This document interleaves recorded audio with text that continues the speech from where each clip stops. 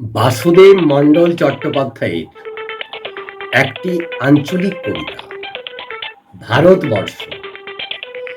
আমার বেটা আমাকে শুধালে, এই বাপ, আমরা যে দেশে বাস করি সে দেশের নামটা কি?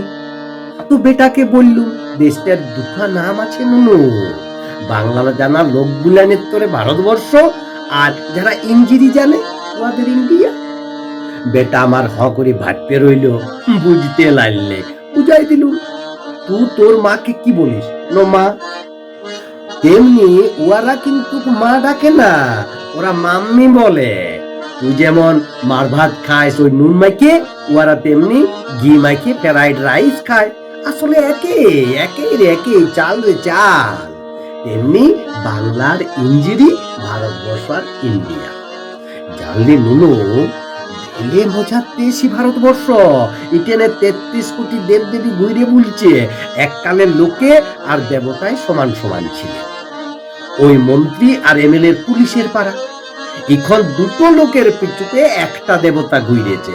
তুই যেমন একটা গুণ বাইল্যা বুঝতে পারলি, সেরকম একটা ঠাকুর বাইল্যা সন্তোষী মা। এই দেশেও গভর্নমেন্ট আছে, ট্যাক্সও আছে, কিন্তু এক মুঠা ভাত সবার লেগে নাই।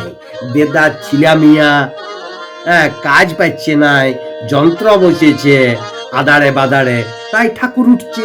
ভালোই বটে। জানলি নুনু, এটা বড় কঠিন জিনিস বাপ, বড় কঠিন।